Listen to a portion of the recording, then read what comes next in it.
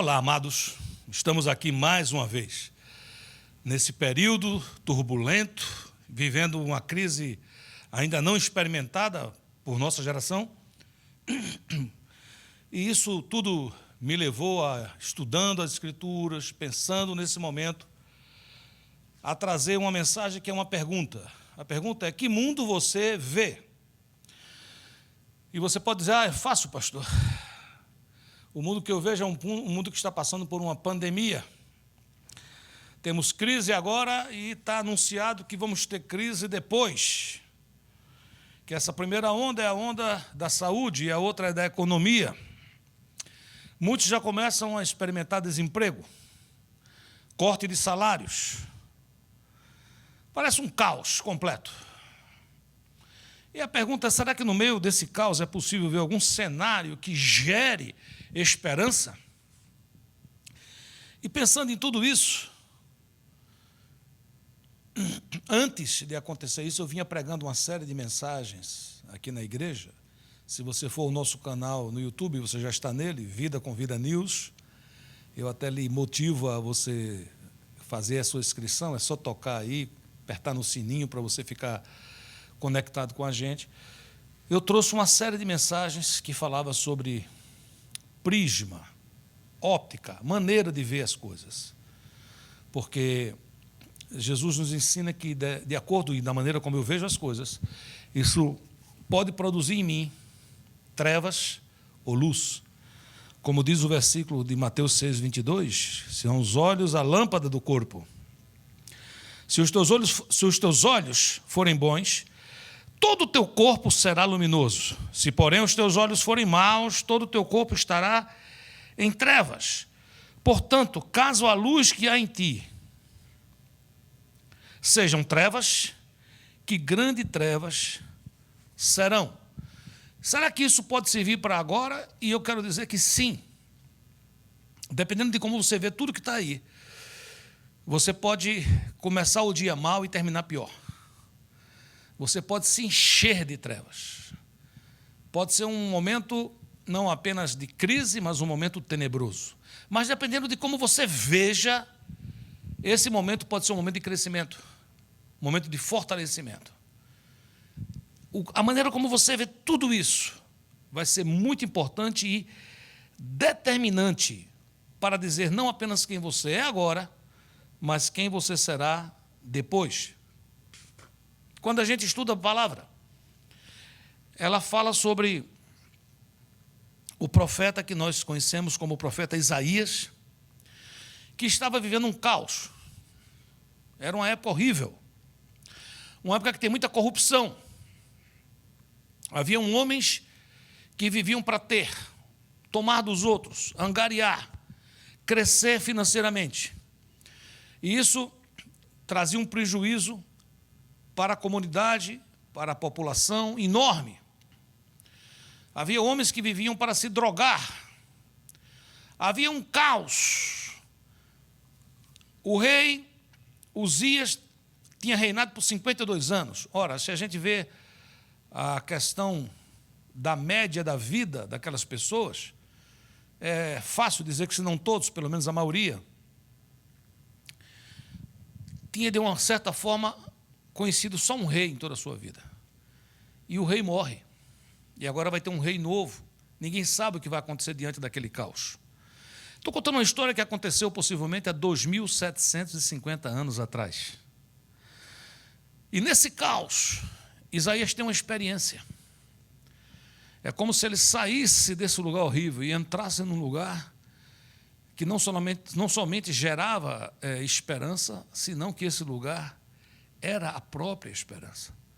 Em Isaías capítulo 6, versículo 1, nós lemos: no ano da morte do rei Uzias, eu vi o Senhor assentado sobre um alto e sublime trono, e as abas de suas vestes enchiam o templo.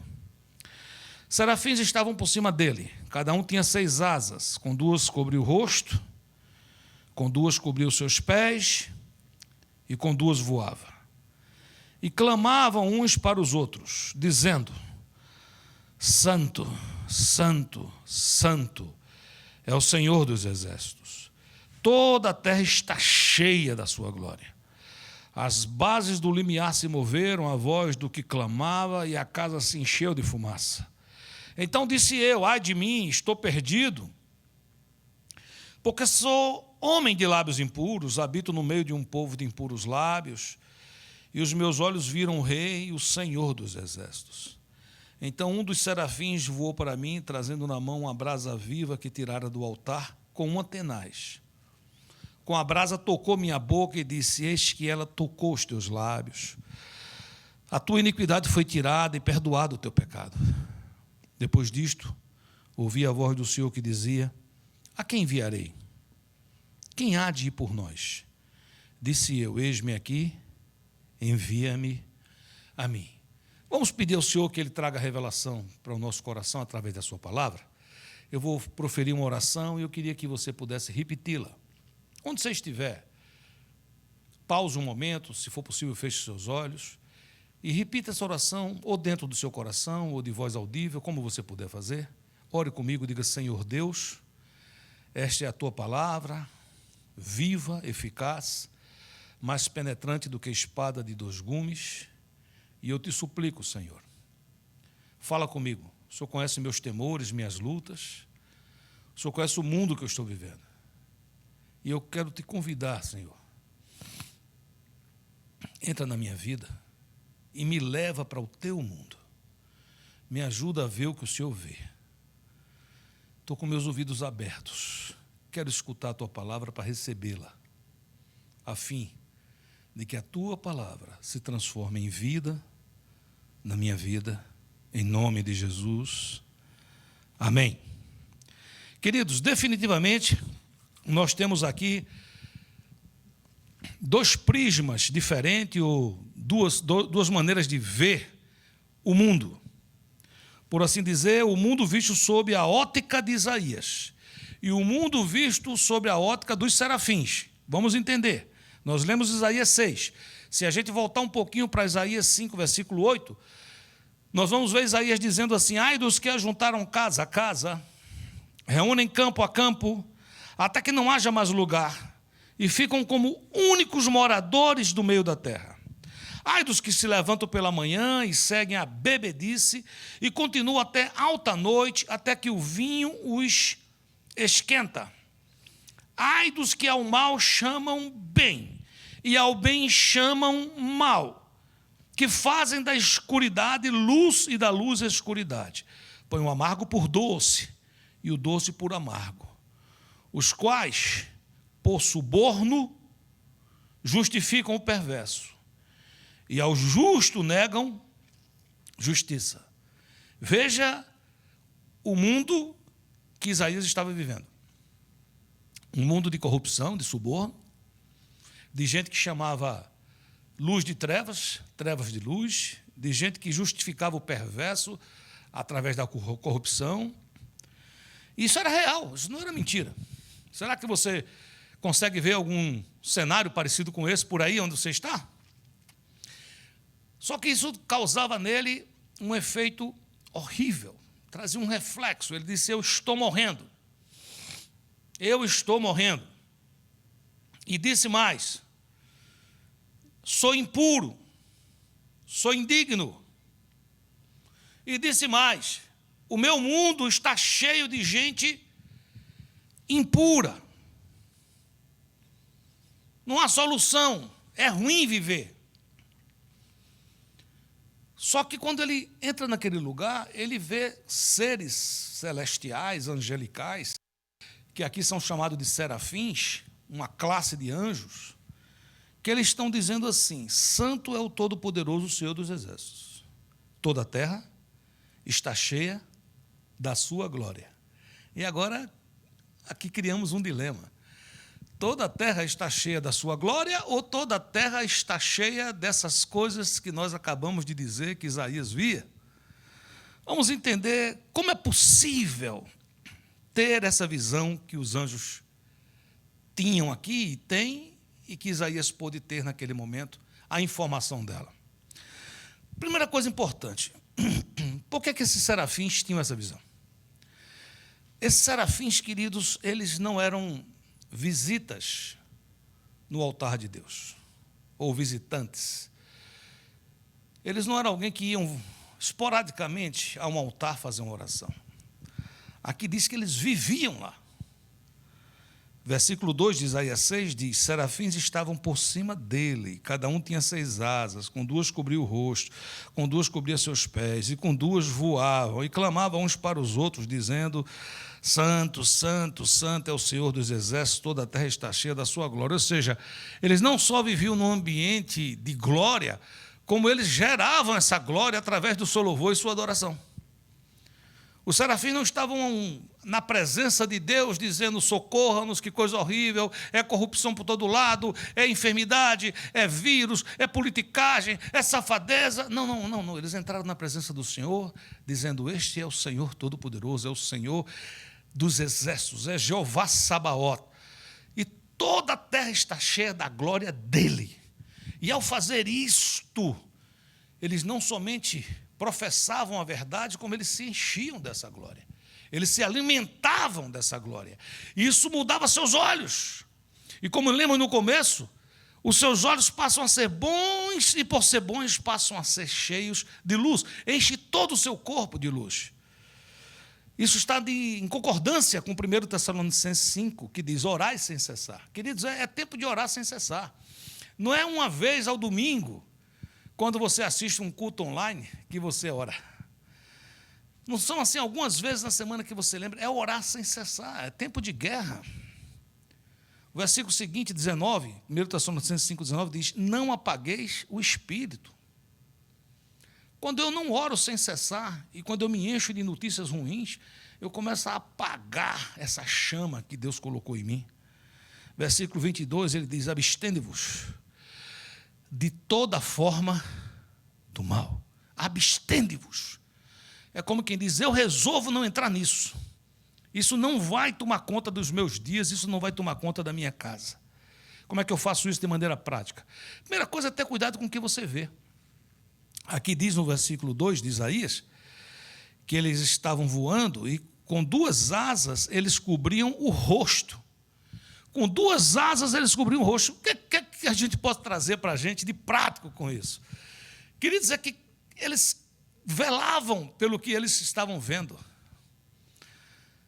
Cuidado com o que você vê, cuidado com o que você assiste, cuidado com o que você está colocando tempo nos seus olhos, porque isso está alimentando a sua alma. Provérbios 4, 25 diz: os teus olhos olhem direito, e as tuas pálpebras diretamente diante de ti. É uma decisão. Eu digo: eu não vou olhar para aquilo que não edifica. Eu não vou olhar para aquilo que vai me encher de trevas. Eu vou cobrir os meus olhos. Eu vou proteger a minha visão. Consequentemente, eles tinham cuidado onde eles colocavam seus pés. Aqui diz: com 2 cobriam os seus pés. Provérbios 4 diz: pondera a vereda de teus pés, e todos os teus caminhos sejam retos. Não declines nem para a direita nem para a esquerda, retira o teu pé do mal. E você pode dizer: pastor, eu estou bem com isso.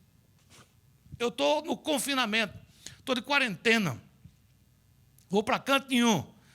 Estou na minha casa, é do quarto para o banheiro, do banheiro para a sala, para a cozinha. Será que são esses pés só que nós estamos falando? Quantas vezes você, estando dentro da sua casa, sem sair da sua casa, você já viajou o mundo?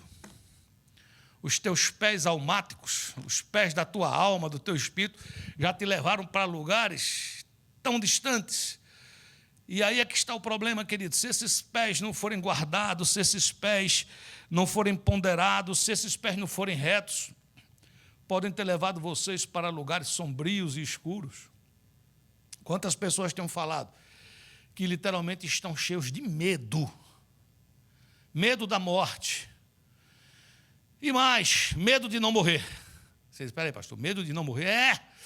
Medo de não morrer e enfrentar a crise econômica que já está certo, já está tudo ok, que vai ter depois, aonde estaremos empobrecidos, quebrados e falidos. Como fato já existencial e que não temos como mudar isso. Ora, queridos, quem é que pode garantir um negócio desse, meu amado?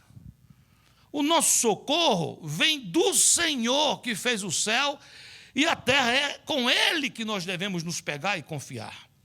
Versículo 27 diz, não declines nem para a direita nem para a esquerda. E diz mais, retira o teu pé do mal. Isso é uma decisão pessoal, é você que tem que decidir, dizer, eu vou fazer isso. Quando acontece isso, queridos, eu começo a receber ânimo restaurador. E aí é quase como receber asas para voar. Como diz aqui, que eles com duas cobriam o rosto, com duas asas cobriam seus pés, mas com duas eles voavam. Deus quer te fazer voar nesse tempo. Como Isaías 40, 31 diz, mas os que esperam, confiam no Senhor, renovam as suas forças, sobem com asas como águias, correm e não se cansam, caminham e não se fatigam. Deus quer nos dar essa energia nesse tempo, essa força nesse tempo, essa unção nesse tempo. Uma unção renovadora, restauradora, que nos enche a cada manhã de ânimo restaurador. E sabe, queridos, você diz, e como é que eu sei que eu estou recebendo isso? Você vai saber que você está recebendo esse ânimo, não é simplesmente quando você ficar alegre. É quando você começar a tirar os olhos de você e olhar para outros. É quando você começar a estar pronto para ajudar e restaurar. No versículo 6 de Isaías 6, diz, então um dos serafins voou para mim, trazendo na mão uma brasa viva, que tirara do altar, com a tenaz, com a brasa tocou minha boca, e disse, eis que ela tocou os teus lábios, tua iniquidade foi tirada e perdoado o teu pecado. Ou seja, Isaías foi restaurado. Para quê? Salmos 82, 4, que diz, socorrei o fraco e o necessitado, tirai-o das mãos dos ímpios. Queridos, definitivamente Isaías mudou sua visão. A gente vai ver isso agora, mas eu quero dizer mais, eu quero profetizar que Deus quer mudar a tua visão. A tua visão. Como é que eu faço isso? Como é que nós podemos fazer isso de maneira prática? É hora de aprender a perder para ganhar. Os melhores historiadores dizem e garantem que Isaías tinha um parentesco próximo com o rei Uzias. Alguns arriscam dizer que ele era sobrinho do rei Uzias. Rei Uzias, como eu disse, 2.750 anos atrás, reinou um reinado longo, que era uma coisa rara em Israel, 52 anos. Porém, nos últimos anos, o rei Uzias cometeu um erro. Ele entrou no santuário sem ser sacerdote, no templo, e queimou incenso. E isso trouxe para ele uma enfermidade. Ele se tornou leproso. Naquela época, um leproso tinha que viver isolado para sempre. Ninguém podia estar com ele. E era um rei longevo, mas agora enfermo, e um cenário caótico. E agora esse rei morre. E o seu filho Jotão vai assumir, e não sabemos como é que vai ser. Vai ser bom, vai ser ruim, como é que vai ser? Então, Isaías 6,1 diz assim, no ano da morte do rei Uzias, no ano da morte do rei Uzias, no ano da morte do rei Uzias, eu vi o Senhor. Sabe, queridos, é muito importante entender isso. Foi preciso que algo forte acontecesse na vida de Isaías. Ele tem uma perda forte. A nação tem uma perda forte. Já estava ruim, e agora o rei Uzias morre. E nesse momento, quando o rei Uzias morre, ele vê o Senhor. É como se ele tivesse perdido a visão do rei humano. Alguém que podia gerar alguma esperança. Alguém que lá do seu quarto, ainda que enfermo, pudesse lavrar um edito, alguma coisa que pudesse colocar ordem no caos. E essa pessoa morre. Quem é o seu rei Uzias? Quem é esse rei que representa para você alguma segurança que ele precisa morrer hoje, para você entrar no santo lugar e ver o Rei dos Reis, o Senhor dos Senhores, aquele que não é corrupto, aquele que não fica com lepra, aquele que não erra, mas aquele que é santo, santo, santo. Sabe, queridos, quando eu encontro esse lugar, a primeira coisa que acontece quando eu entro nesse lugar é que eu aprendo a reconhecer meus erros. Eu deixo de ser um apontador de erros. Capítulo 5, Isaías está apontando o erro de todo mundo. Ai dos que bebem, ai dos que ficam ganhando dinheiro à custa dos outros, ai dos que subornam, ai dos ímpios. Agora, ele, na presença de Deus, falou assim, ai de mim, eu estou perdido. porque eu sou um homem de lábios impuros. Eu habito no meio de um povo de impuros lábios. E quando ele confessa, ele diz assim: e os meus olhos viram o Rei, o Senhor dos Exércitos. Que é significativo? Quando eu confesso os meus erros, quando eu digo assim, eu não posso transformar o que está aí, mas eu permiti que o que está aí me transformasse. Isso que está aí me transformou nesse ser horrível, nesse ser perdido, nesse ser desanimado, nesse ser que tem lábios impuros, que só sabe reclamar, só sabe destilar fel. Eu quero confessar o meu erro, eu não posso transformá-los, mas eu quero me transformar. E quando ele reconhece os seus erros, a palavra diz: meus olhos viram o Senhor, o Rei dos Exércitos, o Rei e Senhor dos Exércitos. Sabe, queridos, quando a gente faz isso, Deus vai nos mudar, Deus vai nos transformar. E nesse momento é importante eu avisar você que essa transformação, ela passa por algum tipo de tratamento, seja na área espiritual, emocional, física, de caráter. A maneira como olhamos dinheiro, a maneira como olhamos nossa esposa, ou as esposas olham seus esposos, como olhamos nossa família, nossos filhos, tem que ter uma mudança, tem que ter um tratamento nessa história. E aqui diz o seguinte no versículo 6, Isaías 6:6. Então um dos serafins voou para mim, trazendo na mão uma brasa viva que tirara do altar com uma tenaz, e com a brasa tocou minha boca. Sempre que eu leio esse versículo, eu fico pensando, a ideia de uma brasa viva, acesa, fumegante, tocar nos lábios de alguém, definitivamente é uma experiência que pode produzir dor. Pois é, queridos, a transformação pessoal, real, não é uma maquiagem, a transformação pode ser dolorosa, mas produz um fruto glorioso. Jesus nos ensina que a cruz produz dor, mas ela nos leva diretamente ao trono do Pai. Ele diz em Mateus 10:38, e quem não toma a sua cruz e vem após mim, não é digno de mim. Quem acha a sua vida, perdê-la-á. E quem todavia perde a vida por minha causa, achá-la-á. E o que é que significa perder a vida, pastor, para achar? É crucificar a nossa vontade, para que a vontade de Deus seja feita no nosso mundo. É acabar de exercer a minha vontade dentro da minha casa, dentro dos meus relacionamentos, para que venha a vontade de Deus. É, por assim dizer, trazer o céu para a terra. Na oração universal que todos conhecemos, o Pai Nosso, o Senhor Jesus nos ensina: Pai nosso que estás nos céus. Amém? Aí ele diz assim: seja feita a tua vontade na terra, como é feita no céu. Olha o que essa oração nos ensina. Para que eu seja abençoado, para que eu tenha céu na terra, ele está dizendo o seguinte: que venha sobre nós o teu reino.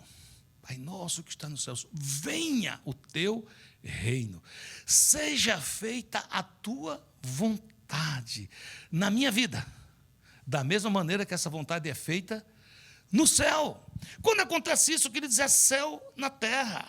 Quando acontece isso, mesmo com todos os problemas existentes, com todas essas lutas, eu posso dizer: a minha terra está cheia da glória do Senhor.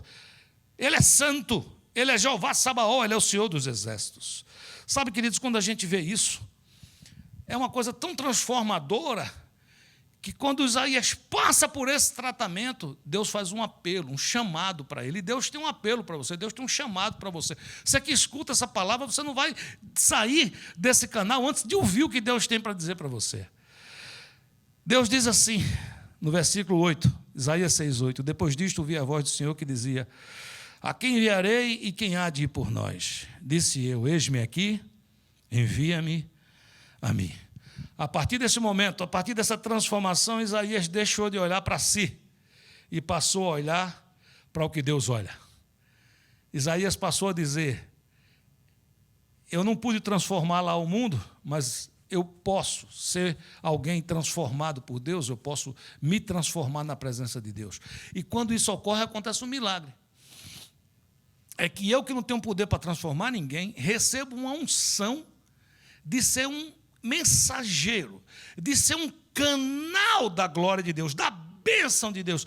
Isaías entendeu, acabou, agora eu vou descer, eu vou entrar nesse mundo corrupto, não mais para ser corrompido por ele, não mais para ser influenciado, mas para ser um gerador de bênçãos, um gerador de esperança, um gerador de vida aonde eu passar. Ele entende o que está em Tiago 1,27, que diz: a religião pura e sem mácula para com o nosso Deus é esta: visitar os órfãos, as viúvas nas suas tribulações, e a si mesmo guardar-se incontaminado do mundo. Ele entendeu, eu só posso guardar a mim mesmo, então eu vou me guardar incontaminado do mundo, mas eu atenderei os órfãos, eu atenderei as viúvas. O que é que significa atender órfãos e viúvas? Aqueles que estão debilitados, aqueles que estão tão fragilizados que não conseguem se mover.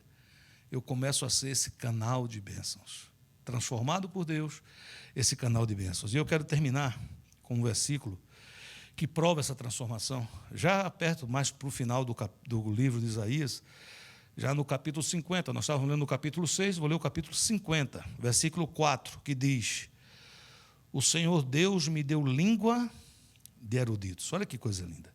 Eu antes tinha lábios impuros, então o Senhor me deu. Se Ele me deu, porque eu não tinha, mas Ele me deu língua de eruditos. O que significa isso? Para que eu saiba dizer boa palavra ao cansado. Que coisa linda. Deixou de ser o profeta acusador e passou a ser aquele que tem a boa palavra para dar ao cansado. Ele me desperta todas as manhãs, desperta-me o ouvido para que eu ouça como os eruditos. A outra versão diz: para que eu tenha ouvido de discípulo, ouvido de aprendiz, ouvido de alguém que dá valor ao que ele diz. Ele fala só uma vez, eu escuto duas. Que mudança, que transformação. Quero terminar essa palavra profetizando sobre a tua vida. Eu quero dizer em nome de Jesus que o Senhor está falando com você. Deixa o rei Uzias ir embora. Deixa Uzias morrer. Tem um cadáver na sala que se chama Uzias. Enterra. Entra nesse lugar chamado santo lugar. E que você possa dizer: no ano de tanta perda, no ano de tanta luta, no ano de tanta dor, no ano de tanto medo, eu vi o Senhor dos Exércitos. E esse encontro foi transformador. Eu disse a Ele os meus erros. Ele tratou os meus erros e fez de mim um canal de bênção. Vai ser assim na tua vida, vai ser assim na tua casa, vai ser assim na tua igreja, essa igreja que está viva e ativa na tua casa. Eu quero profetizar uma semana de bênçãos para a nossa igreja, para você que nos ouve. Eu quero profetizar uma semana que você não só vai olhar para você, mas você vai ter olhos para os necessitados. E Deus vai te usar como um canal de bênçãos na vida de outros. E quanto mais você puder abençoar, mais você será abençoado. Eu quero nesse momento dizer: Deus te abençoe, meu amado, minha amada, a você, a sua família e a sua casa, em nome de Jesus. Amém.